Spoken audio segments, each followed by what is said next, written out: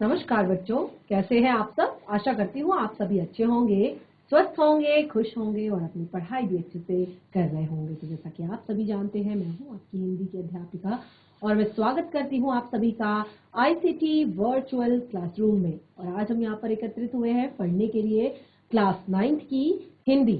Class 9th की हिंदी में हम यहाँ पर पिछले लास्ट 2 सेशन से पढ़ रहे हैं किस तरह से आखिरकार में हिंदी में आया। तो ये शमशेर बहादुर सिंह जी द्वारा लिखा गया एक लेख है। उन्होंने उन दिनों यानी कि जब वो बेरोजगार थे, यानी कि जब वो काम नहीं करते थे, तो किसी के द्वारा कुछ ऐसी बातें उन्हें कह दी गई कि जो बात उन्हें बहुत गहरी तरह से चुभ गई और वे जिस स्थिति में थे, जैसे थे, वो बिल्कुल वैसे ही अपने घर से बाहर यानी कि दिल्ली के लिए रवाना हो गए। तो देखिए, हमने उनके जीवन में अभी तक काफी सारी चीजें पढ़ ली हैं, काफी सारी बातें पढ़ ली हैं, उनका जीवन का पूरा संघर्ष पढ़ लिया है और हमने इसमें काफी सारी बातें उनके बारे में जानी। जैसे कि सबसे पहले उन्होंने यहाँ पर अपनी रुचियों के विषय में बताया है कि उन्हें पेंटिंग का बहुत ज्यादा शौक था। तो पेंटिंग के शौक के लिए वो इतने ज्यादा डेडिकेटेड थे कि जब दिल्ली वो गए तो उन्होंने वहां पर अपना डेडिकेशन दिखाया कि वो कितने ज्यादा एक तरह से इच्छुक हैं पेंटिंग सीखने के। तो उस समय पर उन्हें वहां पर बिना फीस के पेंटिंग की क्लास में एडमिशन दे दिया गया। उनके लगाव, उनकी रुचि और उनके रुझान को देखकर। और फिर देखिए, वहां पर भी वो स्टेबल नहीं हो पाए। उसके बाद भी उन्होंने अपने जीवन में बहुत सारे काम किए और उसके बाद वो देहरादून आ गए और देहरादून आकर उन्होंने यहाँ पर केमिस्ट की दुकान में, एक ड्रगिस्ट की दुकान में काम किया और काफी ज्यादा नॉलेज उन्हें देखिए इन चीजों का हो गया। और देखिए, जो एक अगर आप ऐसी जगह पर जहाँ पर दवाइयों से संबंधित चीजें हैं, तो अगर आप वहां पर अगर आप काम करते हैं तो काफी नॉलेज आपका बढ़ जाता है चीजों से संबंधित।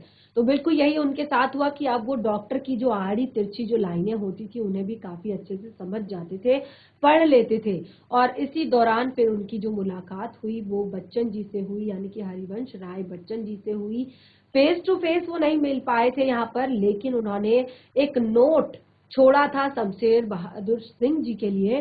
तो जब शमशेर बहादुर सिंह जी ने उस नोट को पढ़ा तो उसमें लिखा था कि वो चाहते हैं कि आप मतलब वो इलाहाबाद आ जाएं, यानी कि शमशेर बहादुर सिंह जी इलाहाबाद आ जाएं। क्योंकि उनका जो एक तरह से अपना जो घर है वो इलाहाबाद में ही है। तो यहाँ पर पूरे चैप्टर में आपने देखा कि उन्होंने यहाँ पर हरिवंश राय बच्चन जी का जो जीवन है, उनका व्यक्तित्व है, उसका बहुत ही सुंदर चित्रण किया है कि किस तरह के वो व्यक्ति हैं, कैसी एक तरह से कैसी उनकी विचारधारा है कि वो क्या सोचते हैं। उसके बाद लेखक जो है दिल्ली चले जाते हैं, काफी समय के बाद इलाहाबाद चले जाते हैं। और इलाहाबाद जाकर, क्योंकि उन्हें उस नोट में लिखा हुआ था कि आप इलाहाबाद आइए और वहां आकर एमए कीजिए। तो क्योंकि लेखक के जो मित्र थे, लेखक के जो मित्र थे वो भी एमए कर चुके थे, तो इस तरह से उनका प्लान था कि मैं किसी तरह से, यानी कि बच्चन साहब जो थे उनका एक ही मन था कि लेखक जो है किसी तरह से काम के आदमी बन जाए, यानी कि वो किसी एक चीज पर फोकस करे, किसी एक चीज को पकड़े और उस पर स्टेबल रहें, अपने जीवन को स्थिर करें, अपने आप को स्थिर करें, अपने जीवन में कुछ नाम कमाएं, कुछ काम करें। तो यहाँ पर उन्होंने यहाँ पर कहा अंग्रेजी में फाइल लेने 10 साल की मास्टरी और बीटी कर लेने के साथ साथ मैं भी यूनिवर्सिटी से डिग्री लेकर फारिग हो जाऊं, यानी कि मैं भी यूनिवर्सिटी से डिग्री मुझे भी मिल जाए ताकि कहीं पैर जमाकर खड़ा हो सकूं, यानी कि मैं कहीं पर स्टेबल हो सकूं। तो इस तरह से वो कहते हैं कि मेरे दिल और दिमाग में, यानी कि उनके पिताजी की जो सरकारी नौकरी थी उसको देखकर उनके दिल दिमाग में बैठ गया था कि नौकरी नहीं करनी है। और वो कहते हैं मैंने कभी कोई अपने आप से तर्क वितर्क नहीं किया। मेरा ख्याल है कि मैं जब साफ साफ देख सकता हूँ, कह सकता हूँ, तो ये गोचूपन की हद थी और पलायन की। तो उन्होंने यहाँ पर देखिए उन्होंने बताया कि हिंदू बोर्डिंग हाउस का जो कॉमन रूम था वहां की एक सीट उन्हें फ्री मिल गई और पंत जी की सहज कृपा, जिनको वो कहते हैं मैं आज भी नहीं भूलता, इंडियन प्रेस से अनुवाद का काम जो करते थे, काम मिल गया। और उन्होंने कहा कि अगर सचमुच कोई बात मेरी समझ में आती है तो वह है कि मुझे अब अपनी कविताओं को गंभीरता से लेना है। अब क्योंकि उन्होंने शुरुआत में जब वो दिल्ली में थे तो उन्होंने काफी सारी चीजें लिखी भी, काफी सारी कविताएं लिखी, गजलें लिखी, शेरो शायरी लिखी और बहुत सारी चीजें उन्होंने लिखी। तो क्योंकि उन्होंने कभी भी नहीं सोचा था कि उनकी वो जो ये लिख रहे हैं, जो यहाँ पर वो काम कर रहे हैं, वो कभी प्रकाशित भी होगा, यानी कि कभी लोग उसको पढ़ेंगे भी। तो उन्होंने यहाँ पर अपनी एक जो रचना है उसके बारे में बताया कि आज तक भी वो रचना जो है उनकी प्रकाशित नहीं हो पाई थी। तो उन्होंने कहा कि उन्होंने अब सोचा कि उन्हें हिंदी कविता गंभीरता से लिखनी है और उन्होंने फर्स्ट फॉर्म तो मेरी कभी नहीं रही और घर में खालिस उर्दू का वातावरण था जिसमें वो पले बड़े थे और बीए भी उर्दू का ही एक विषय था। गजल मेरी भावुकता और आंतरिक भावों का अपने तौर पर भली बुरी एक मौन साथी थी। जो वो गजल कहते थे वो दूसरों के सामने नहीं, वो कहते थे ये मेरी अपनी, यानी कि आंतरिक भाव अभाव जो मेरे हैं अपने, मेरे जो तौर तरीके हैं और मेरी एक भली बुरी जो मौन व्यथा है उसको व्यक्त करने का ये एक साधन है। तो यहाँ पर वो सन 33 की बात करते हैं कि प्रीवियस का इम्तिहान दिए बिना ही यूनिवर्सिटी छोड़कर वो जा चुके थे, मगर तब तक कुछ रचनाएं जैसे सरस्वती और चांद छप चुकी थी। उन्होंने कहा कि तब तक कुछ रचनाएं छप चुकी थी और बच्चन ने अभ्युदय में प्रकाशित कर मेरे एक सानेट को पसंद किया था। प्रकाश जब अभ्युदय में उनका एक सानेट प्रकाशित हुआ था, उन्होंने बच्चन ने उसे पसंद किया था और कहा था कि वास्तव में यह एक खाली सानेट है, यानी कि उन्होंने कहा कि ये उनसे मतभेद है, यानी कि यद्यपि मुझे ये सारी चीजें पसंद नहीं है। तो उन्होंने कहा बहरहाल सन 1937 में भाषा यानी कि हिंदी मुझसे छूट सी चुकी थी और अभिव्यक्ति का जो माध्यम थी मात्र और सदैव एकांततः या तो अंग्रेजी सा था जिसके लिए उन्हें अफसोस है और या फिर उर्दू। तो उन्होंने कहा भाषा जो है हिंदी लगभग उनसे छूट चुकी थी क्योंकि अभिव्यक्ति के जो दो माध्यम थे उनमें एक तो था अंग्रेजी और दूसरा था उर्दू। तो वो बात कहते हैं कि आज के लिए मैं अपने पछाही सीधे साधे जाट परिवार और बचपन के युग को धन्यवाद देता हूँ। आज जो मैं कुछ हूँ उसके लिए मैं अपने पछाही जाट परिवार और अपने बचपन के युग को याद करता हूँ कि किसी भी भाषा को लेकर कभी मेरे चारों ओर दीवार खड़ी नहीं हो सकी, यानी कि कभी उन्होंने नहीं कहा कि तुम्हें ये नहीं पढ़ना है, तुम्हें वो नहीं पढ़ना है, तुम्हें ऐसा नहीं करना है, तुम्हें वैसा नहीं करना है। तो इस तरह से आप कहते हैं हिंदी ने मुझे उस समय अपनी ओर खींचा। अब देखिए यहाँ पर हिंदी के बारे में बताते हैं, हिंदी ने मुझे उस समय अपनी ओर खींचा। इसका स्पष्ट कारण तो मेरी चेतना में निराला और पंथ थे, यानी कि जब हिंदी में प्रसिद्ध दो कवि छाए हुए थे, सूर्यकांत त्रिपाठी निराला और सुमित्रा नंदन पंत जी। तो लेखक कहते हैं, शमशेर बहादुर सिंह जी कहते हैं कि इन दोनों के काम ने ही मुझे हिंदी की तरफ खींचा, हिंदी से मेरा लगाव बढ़ाया, हिंदी से मेरा एक तरह से मन जोड़ा। तो वो यहाँ पर कहते हैं कि इलाहाबाद के हिंदी साहित्यिक वातावरण में मित्रों से मिलने वाला प्रोत्साहन हिंदी आज भी अपनी ओर खींचती है, बावजूद कम से कम मुझ जैसे दुखी और विरक्त करने वाले अपने संकीर्ण सांप्रदायिक वातावरण के। यानी कि वो कहते हैं बच्चन ने इस वातावरण को आज मर्दाना वार झेल नहीं रहे हैं। अपनी कविता में उच्च घोष से बार बार बता भी रहे हैं कि यह वातावरण किसी भी जाति सांस्कृतिक इतिहास के कैसे हीन संकुचित मनोस्थिति का घोतक हो सकता है। देखिए यहाँ पर उन्होंने अब जो सन 1937 में उनका हाल था वो बताया है कि जैसे मैं फिर से तैरना सीख रहा हूँ, यानी कि जब वो कविताएं पढ़ रहे थे, कविताएं लिख रहे थे, कविताओं के बारे में समझ रहे थे, तो वो कहते हैं कि ऐसा लग रहा है जैसे मैं अभी फिर से तैरना सीख रहा हूँ। 3 सालों में बहुत कुछ भुला चुकने के बाद, 3 सालों में बहुत कुछ भुला चुकने के बाद मेरी अंतस चेतना का यही स्वर था कि बच्चन शायद मुझे इसीलिए इलाहाबाद लाए हैं कि वह मैदान में उतर चुके हैं। बस जरा सा आर्थिक रूप से निश्चिंत हो जाने की देर है। बहुत से बहुत 1 साल और मुझे भी मैदान में उतरना है अपने तौर पर। मुझे भी कमर कस लेनी है। यही भाव मात्र मेरे मन में स्पष्ट था और मुख्य था। इसके अलावा लेखक कहते हैं और कोई भी भाव मेरे मन में नहीं था। आगे बताते हैं, मुझे याद है कि बच्चन ने एक नए स्टैंजा का प्रकार मुझे बताया था। 14 पंक्तियां जो कि सानेट नहीं थी, तुकों का प्रभावकारी विन्यास था और मैंने तबीयत पर जोर डालकर उस प्रकार की एक रचना की थी। तो जो बच्चन को नहीं मालूम किसी को भी नहीं, क्योंकि वह आज तक कभी नहीं छपी। तो लेखक कहते हैं कि वो जो मैंने लिखी थी एक तरह से सानेट, वो आज तक छपी ही नहीं है। अब यहाँ पर देखिए आगे कहते हैं, बच्चन के निशा निमंत्रण की कविताओं के रूप प्रकार ने भी मुझे बहुत ज्यादा आकृष्ट किया। यानी कि उनकी जो कविता थी निशा निमंत्रण, उसने लेखक को बहुत ही ज्यादा आकर्षित किया। और वो कहते हैं मैंने कई जो कविताएं हैं वो इसी प्रकार से लिखने की कोशिश की, लेकिन मुझे बहुत सारी मुश्किलें जान पड़ी। यानी कि मुझे लगा कि बहुत सारी प्रॉब्लम है इस तरह की कविता लिखने में, जिसमें कि 9 पंक्तियां हैं, 3 स्टैंजा है और प्रायः कवि उस छंद में लिख रहे हैं मुझसे नहीं चला। अगरचे कुछ पंक्तियां इस अभ्यास में शायद बुरी नहीं उतरी।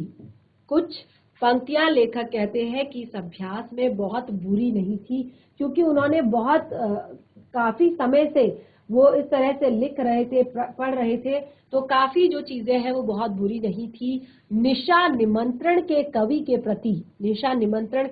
प्रति यानी कि हरिवंश राय बच्चन जी के प्रति वो कहते हैं, मेरी एक कविता जिस पर पंत जी के कुछ संशोधन भी है। मेरी एक कविता जो है जिस पर पंत जी ने संशोधन भी किया है, रूपाभ काल में किए हुए, मेरे पास आज भी अप्रकाशित है और सुरक्षित है और उसका भी बच्चन जी को पता नहीं है। वो कहते हैं कि बच्चन जी ने हमेशा मेरे लिए बहुत कुछ किया, हमेशा मुझे आगे बढ़ते हुए देखना चाहा, हमेशा मेरी हेल्प की, मेरी मदद की, लेकिन कई ऐसे उपन्यास है, कई ऐसे लेख हैं जो मैंने लिखे और मैं उन्हें प्रकाशित भी नहीं कर पाया। यानी कि मैंने उन्हें प्रकाशित नहीं किया। अब लेखक कहते हैं कि मैं अपने कोर्स की ओर ध्यान नहीं दे रहा था।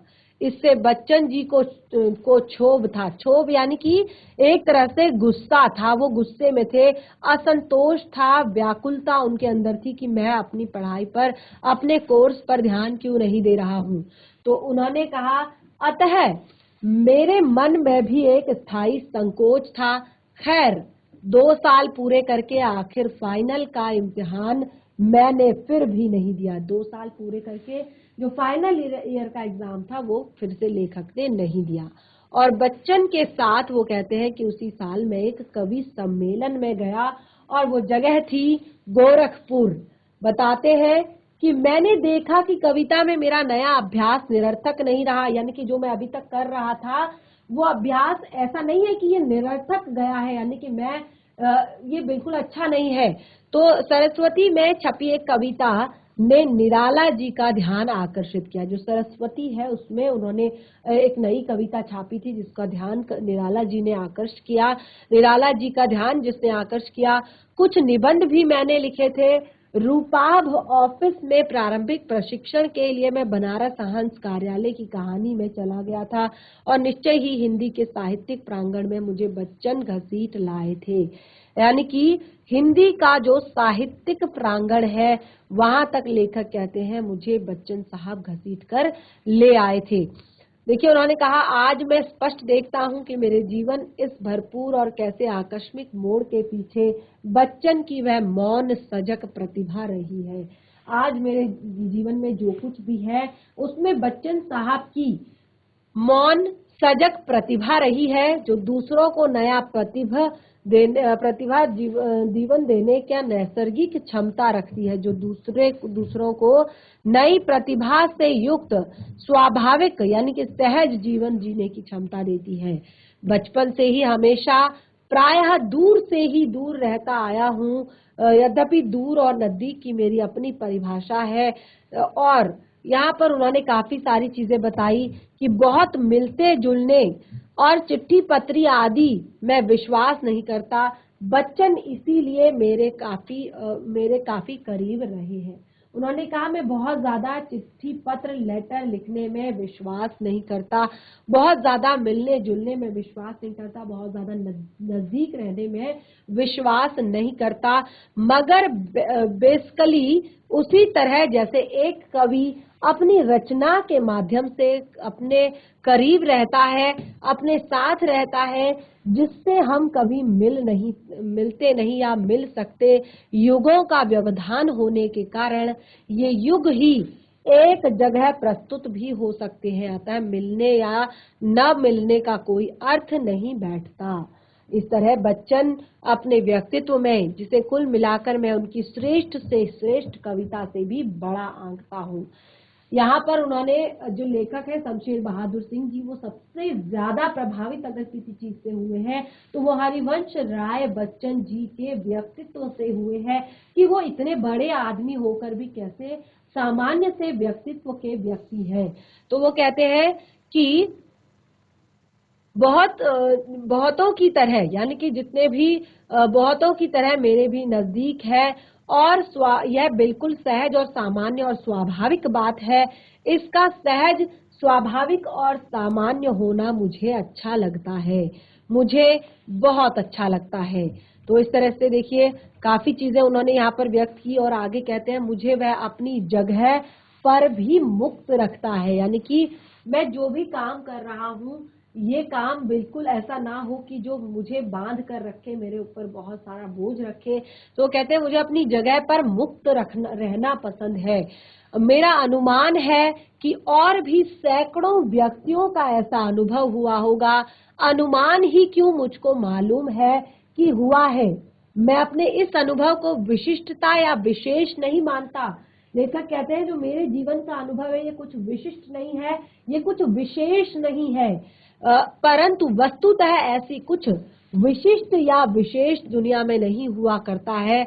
बच्चन जैसे लोग भी दुनिया में हुआ करते हैं और वह हमेशा ही ऐसे होते हैं। असाधारण कहकर भी मैं उनकी मर्यादा कम नहीं करना चाहता। अब उन्होंने बहुत ही सुंदर यहाँ पर उन्हें उपाधि दी है। उन्होंने कहा है मैं असाधारण कहकर भी उनके एक तरह से व्यक्तित्व को, उनकी मर्यादा को कम नहीं करना चाहता, मगर यह साधारण और सहज, प्रायः दुष्प्रपाप्य यानी कि जिसका मिलना कठिन हो, दुष्प्रपाप्य भी है, और बात अजब है मगर सच है। तो लेखक ने यहाँ पर बहुत ही सुंदर पंक्तियों के साथ अपने इस चैप्टर को कंप्लीट किया और क्लियर किया कि आखिरकार वो किस तरह से हिंदी में आए, यानी कि हिंदी में आने का, हिंदी भाषा में कविताएं लिखने का, हिंदी भाषा में इस तरह के निबंध लिखने का, हिंदी भाषा में बहुत सारी अपनी बाकी रचनाएं लिखने का, कैसे उन्हें एक तरह से ज्ञान हुआ, कैसे वो यहाँ पर पहुंचे। पूरी चीज हमने पढ़ ली है। अब हम यहाँ पर पाठ से जुड़े हुए प्रश्नोत्तर डिस्कस करने वाले हैं। देखिए जो आपके पाठ से जुड़े हुए ये प्रश्नोत्तर है, इनको आप अपनी कॉपी में नोट डाउन भी कर सकते हैं, आप इनको अपनी कॉपी में लिख भी सकते हैं। तो सबसे पहले देखिए, चाहे आप रफ नोटबुक निकालिए, चाहे आप फेयर नोटबुक निकालिए, चाहे आप रफ नोटबुक निकालिए, चाहे आप पेन नोटबुक निकालिए, इन्हें नोट डाउन जरूर कीजिए क्योंकि चैप्टर आपका बहुत ही ज्यादा महत्वपूर्ण है और आप इन प्रश्नों के उत्तर अपनी कॉपी में करेंगे। और देखिए साथ के साथ लिखते भी रहेंगे। तो पहला प्रश्न है हमारा यहाँ पर, वह कौन सी ऐसी बात रही होगी जिससे लेखक को दिल्ली जाने के लिए बाध्य कर दिया? ऐसी कौन सी बात रही होगी जिसने लेखक को दिल्ली जाने से बाध्य कर दिया? तो देखिए मैंने आपको यहाँ पर शुरुआत में ही बताया था, लेखक ने क्लियर किया था कि उनको जब उनको कुछ ऐसा कह दिया गया कि जिस तरह से वो जिस अवस्था में थे, जैसे थे, बिल्कुल उसी अवस्था में उसी तरह से जेब में 5-7 रुपए लेकर दिल्ली के लिए रवाना हो गए।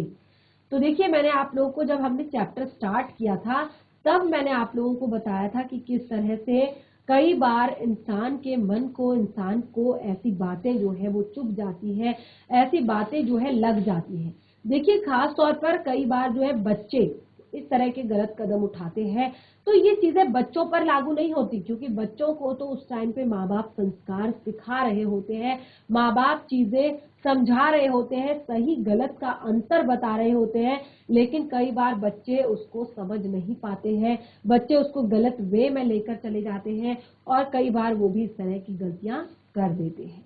तो आप देख सकते हैं लेखक के जीवन से ही आपको क्लियर हुआ है कि कैसे बिना माता पिता के घर से बाहर चले जाना, बिना फैमिली के सपोर्ट के किस तरह से आदमी जो है टूट जाता है, बिखर जाता है और वो अपने आप को काफी जल्दी संभाल नहीं पाता, क्योंकि आज के समय में टाइम जो है बहुत ज्यादा जल्दी जल्दी चेंज हो रहा है और सारी चीजें बदल रही है। आज आपको कोई भी, जैसे यहाँ पर लेखक को तो फ्री में पेंटिंग स्कूल में दाखिला मिल गया था, लेकिन आज के टाइम में कोई आपको फ्री में गेट के बाहर से भी झांकने नहीं देगा।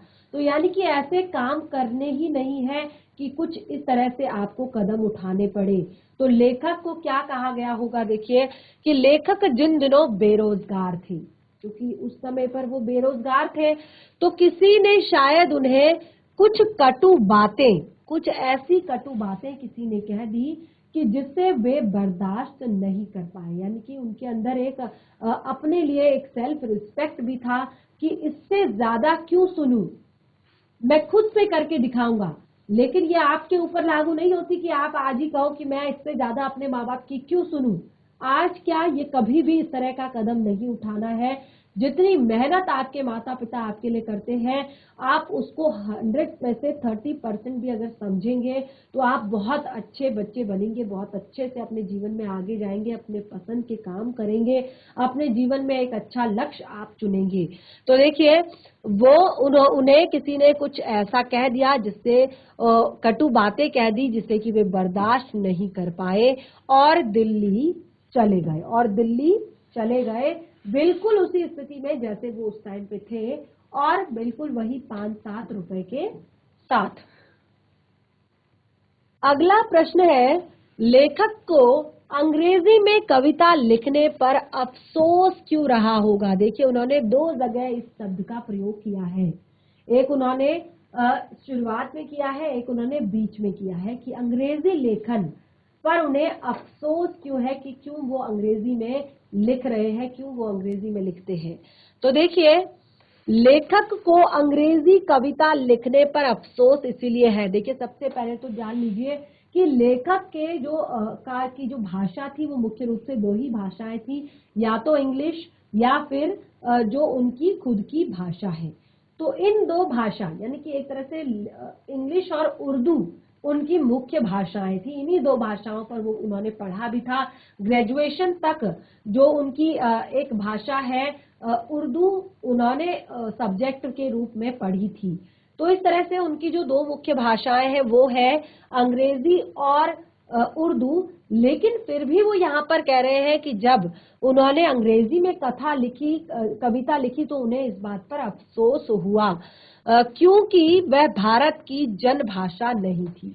देखिए कविता तो लिख दी थी लेकिन उसको पढ़ने वाला कोई नहीं था, क्योंकि वो भारत की जन भाषा, भारत की जनता की भाषा नहीं थी, भारत की आम लोगों में पढ़ी जाने वाली, समझी जाने वाली, सुनी जाने वाली भाषा नहीं थी। इसीलिए भारत के लोग यानी कि उनके अपने लोग ही उसे समझ नहीं पा रहे थे, उनकी जो कविता थी।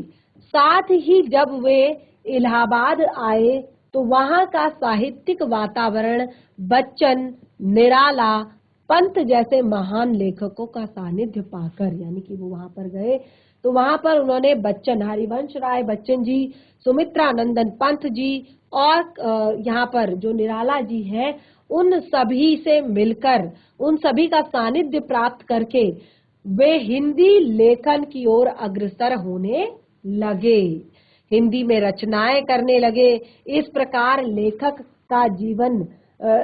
का अंग्रेजी में लिखने का प्रयास व्यर्थ गया और जिसका शायद उन्हें अफसोस रहा। यानी कि वो अफसोस इसलिए जताते हैं कि उन्होंने 2 से 3 रचनाएं पहले कर ली हैं, उन्होंने उनको ठीक भी करवा लिया है, लेकिन वो अभी भी उन रचनाओं को प्रकाशित करना नहीं चाहते, उन रचनाओं को नहीं निकलवाना चाहते,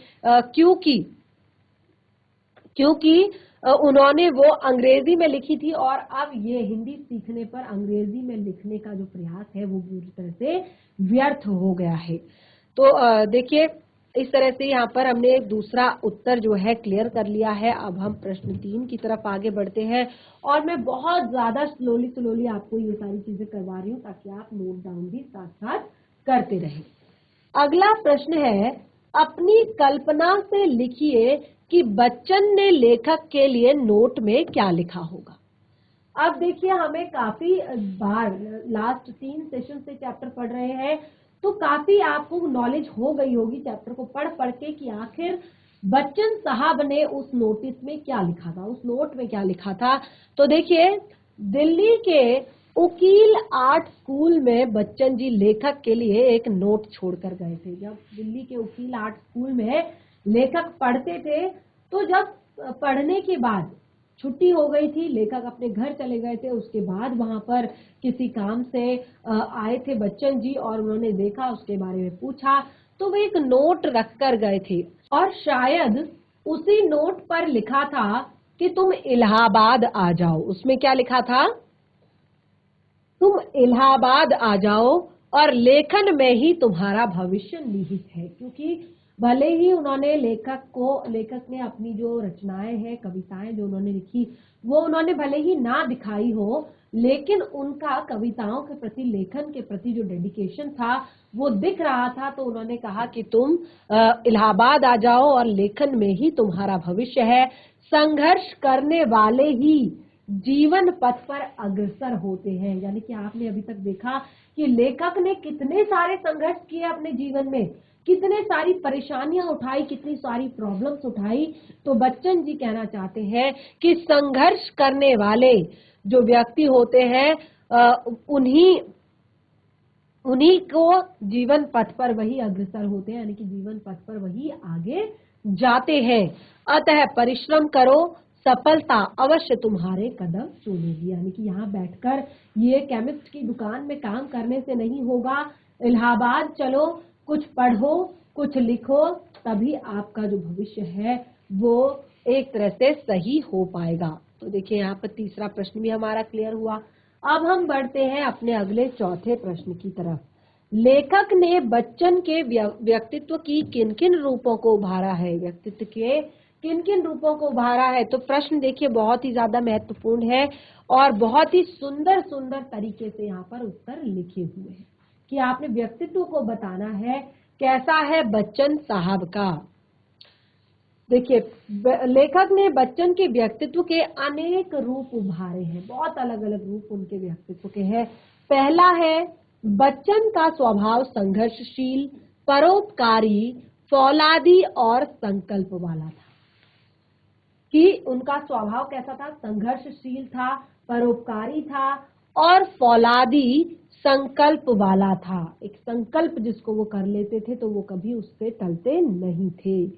अगला है, बच्चन जी समय के अत्यंत पाबंद होने के साथ साथ कला प्रतिभा के भी पारखी थे। क्लियर है, उन्होंने लेखन द्वारा एक नए ही सानेट को पढ़कर अब कला और प्रकृति को पहचान लिया। तो जो बच्चन जी जो थे वो अत्यंत पाबंद होने के साथ साथ वो कला प्रतिभा के भी पारखी थे और साथ ही उन्होंने लेखक के एक सानेट को पढ़कर ही उनकी कला की प्रतिभा को एक तरह से समझ लिया था, कला की प्रतिभा को पहचान लिया था। अगला प्रश्न, अगला है टॉपिक, बच्चन जी अत्यंत कोमल और सहृदय व्यक्ति थे। उससे अगला है, वे हृदय से नहीं कर्म से भी परम योगी थे, परम सहयोगी थे। उन्होंने न केवल लेखक को इलाहाबाद बुलाया बल्कि लेखक की पढ़ाई का सारा जिम्मा भी उठाया। यानी कि जो बच्चन जी है उनके पिताजी ने उनका खर्चा उठाया और बाकी का पूरा खर्चा जो है वो बच्चन साहब ने उठाया। आगे बढ़ते हैं। बच्चन के अतिरिक्त लेखक को किन लोगों का तथा किस प्रकार का सहयोग मिला? बच्चन का तो मिला ही मिला, हरिवंश राय बच्चन ने तो उनके जीवन के लिए एक नई शुरुआत की, लेकिन इसके अलावा किन किन लोगों का और किस प्रकार से प्रभाव उनके जीवन में पड़ा? पहला देखिए, तेग बहादुर सिंह कौन थे? लेखक के बड़े भाई थे। यदि वो लेखक की आर्थिक रूप से मदद नहीं करते, यदि वो लेखक को पैसे नहीं भेजते, तो कहाँ से लेखक पढ़ पाते, कहाँ से खा पाते, कहाँ से अपनी किताबें खरीद पाते, कहाँ से अपना पेन खरीद पाते? तो इस तरह से उन्होंने आर्थिक तंगी के दिनों में कुछ स्वरूपों में उन्हें पैसे देकर उन्हें उनका सहयोग किया।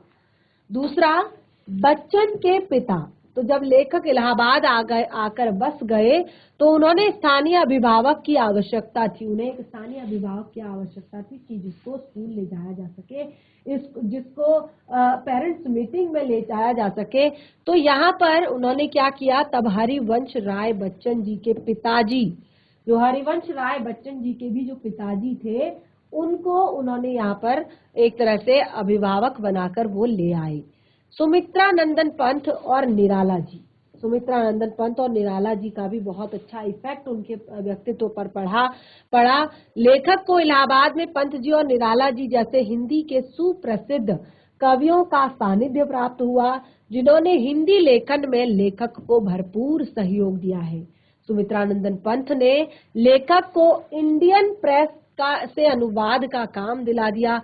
उन्होंने लेखक द्वारा लिखी कविताओं में कुछ संशोधन भी किया। जो उन्होंने कविताएं लिखी थी उन कविताओं में कुछ संशोधन किया, कुछ चेंजेस किए, कुछ परिवर्तन किए ताकि वो और भी ज्यादा प्रभावी बन सके। देखिए, ससुराल पक्ष, जो उनका ससुराल पक्ष था, जिन दिनों विदुर लेखक, क्योंकि उनकी पत्नी की मृत्यु हो चुकी थी और वो देहरादून आ गए थे, तो उनके जो आजीविका कमाने के लिए वो संघर्ष कर रहे थे, यानी कि कुछ भी उनके पास नहीं था, वो स्वयं आजीविका कमाने के लिए संघर्ष कर रहे थे।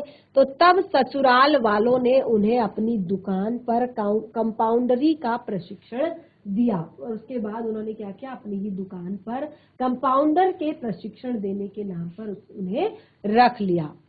और अगला है बच्चन जी। तो बच्चन जी के विषय में बताया ही है कि लेखक को सबसे ज्यादा सहयोग बच्चन जी से प्राप्त हुआ, जिन्होंने इलाहाबाद बुलाकर, यानी कि उन्हें इलाहाबाद बुलाया और उसके बाद एमए करने के लिए प्रेरित किया और पढ़ाई का पूरा खर्चा भी उठाया और कदम पर कदम मार्गदर्शन और सहयोग प्रदान उन्हें किया।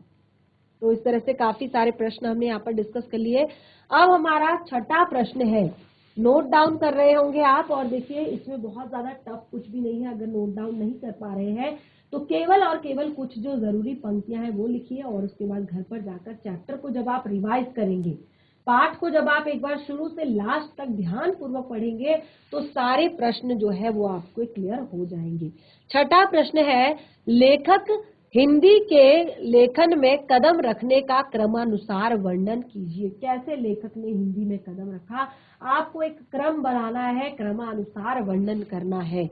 तो देखिए, सबसे पहले मित्रों के सहयोग, इलाहाबाद का संस्कार, हिंदी कविता का वातावरण और प्रोत्साहन पाकर लेखक हिंदी रचना में आए। देखिए, उनको अपने मित्रों का भी सहयोग मिला और इलाहाबाद का संस्कार था उनके अंदर और हिंदी कविता का वातावरण था। तो ये सारी चीजें मिलकर यहाँ पर लेखक को हिंदी लेखन में कदम रखने का क्रमानुसार वर्णन करती है। जैसे देखिए, 1933 में लेखक की कुछ विशेषताएं, कुछ कविताएं सरस्वती और चांद पत्रिका में छपी थी। 1937 में लेखक ने बच्चन जी के बताए अनुसार 14 पंक्तियों की कविता को लिखे जाने का प्रयास भी किया। लेखक ने निशा निमंत्रण के कवि के प्रति एक कविता लिखी जिस पर पंत जी के कुछ संशोधन भी अप्रकाशित है। तो अगला है फिर लेखक प्रारूप के ऑफिस में प्रशिक्षण लेकर बनारस से ही प्रशिक्षित हंस के कार्यालय में कार्यभार संभालने लगे। तो एक तरह से उन्होंने वहां पर फिर से सारी कविताएं शुरू कर दी, लिखना, पढ़ना, और अलग अलग तरह से फिर उन्हें इसमें नेम और फेम दोनों मिलता रहा। आगे बढ़ेंगे। लेखक ने अपने जीवन में जिन कठिनाइयों को झेला है उसके बारे में बताइए। तो लेखक ने अपने जीवन में कितने सारी परेशानियों का सामना किया है, कितनी सारी प्रॉब्लम्स का सामना किया है, वो आपने लिखना है। तो देखिए, पाठ में आपने पाठ पढ़ लिया है और आपने देख लिया है कि लेखक को कहाँ कहाँ पर कौन कौन सी परेशानी उठानी पड़ी। तो पाठ पढ़ने पर हमें लेखक के जीवन की कठिनाई का पता चलता है। जब हम चैप्टर को पूरा पढ़ लेते हैं तभी ही हमें पता चलता है कि आखिर चैप्टर में, पाठ में क्या लिखा है। तो यहाँ पर लेखक कहते हैं कि पाठ पढ़ने पर हमें लेखक की जीवन की कठिनाइयों के बारे में पता चलता है कि जो बेरोजगारी के दिनों में व्यंग के बाणों को झेलना पड़ता था, लेखक को अपने प्रारंभ के दिनों में आर्थिक समस्याओं से जूझना पड़ता था, और साइन बोर्ड पेंट करके वो अपना गुजारा चलाते थे। तो साइन बोर्ड होते हैं, उनको पेंट करते थे और इस तरह से दिल्ली में वो अपना गुजारा चलाते थे। लेखक की पत्नी का टीबी के कारण देहांत हो गया था। लेखक की जो पत्नी थी उनका टीबी के कारण देहांत हो गया था। वे युवा अवस्था में ही विधुर हो गए थे, यानी कि युवा अवस्था में ही उनकी मृत्यु हो गई थी। इसीलिए उन्हें पत्नी वियोग की पीड़ा को भी झेलना पड़ा, यानी कि पत्नी से बिछड़ने की जो वेदना है, जो पीड़ा है, उसको भी झेलना पड़ा। आगे कहते हैं, बच्चन जी आग्रह पर जब वे इलाहाबाद आए, यानी कि जो बच्चन जी है वो एक तरह से यहाँ पर उनको आग्रह करने पर जब वो इलाहाबाद आए तो आर्थिक समस्या से जूझ रहे थे। जब बच्चन जी ने उन्हें बहुत मनाया कि आप इलाहाबाद आ जाइए, आप इलाहाबाद आकर एमए कीजिए, तो उस समय पर वे इलाहाबाद आए तो भी वे आर्थिक समस्या से जूझ रहे थे, यानी कि उस समय उनके पास पैसे नहीं थे, वो आर्थिक समस्या से जूझ रहे थे। बच्चन जी ने उनकी पढ़ाई का सारा खर्चा उठाया। तो जब वो इलाहाबाद उन्होंने स्पेशली उन्हें बुलाया था तो वहां पर बच्चन जी ने उनकी सारी पढ़ाई का जितना भी खर्चा था वो सब कुछ उठाया।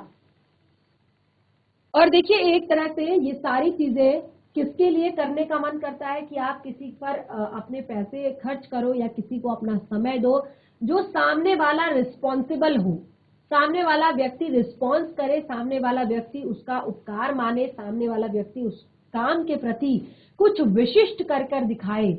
तो यहाँ पर जो बच्चन जी हैं, हरिवंश राय बच्चन जी, उन्होंने शमशेर बहादुर सिंह जी के अंदर एक कलाकार, एक कहानीकार, एक कवि देख लिया था, जिसको शार्प करने के लिए, जिसको बिल्कुल अच्छा बनाने के लिए उन्होंने उन्हें बार बार फोर्स किया कि वो इलाहाबाद आए और वहां आकर हिंदी की पढ़ाई करें।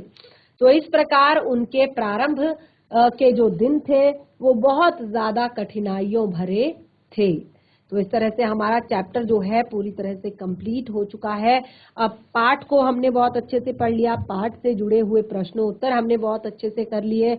तो देखिए, यहाँ पर 7 प्रश्न हैं और आप इन सभी के प्रश्नों के उत्तर जो है वो पढ़ चुके हैं, समझ चुके हैं, और अब इनको आप घर पर अपनी नोटबुक में करेंगे, अपनी जो पाठ्य पुस्तिका है हिंदी की उसमें आप करेंगे। तो इस तरह से हमारा जो ये चैप्टर है पाठ कंप्लीट हो चुका है, पाठ से जुड़े हुए प्रश्न उत्तर भी कंप्लीट हो चुके हैं। तो आप इस पूरे चैप्टर को घर पर एक बार जरूर रिवाइज करें। काफी कुछ इस पाठ से हमें सीखने को मिलता है, काफी सारा संघर्ष लेखक के द्वारा किया गया है इस पाठ में। तो इस तरह से आप चैप्टर को पढ़ लीजिए और प्रश्न उत्तर घर पर नोट डाउन कॉपी में कर लीजिए। और आज का सेशन हमारा यहीं पे समाप्त होता है। हम मिलेंगे अपने नेक्स्ट सेशन में एक नए पाठ के साथ। तब तक के लिए धन्यवाद। आपका दिन शुभ हो।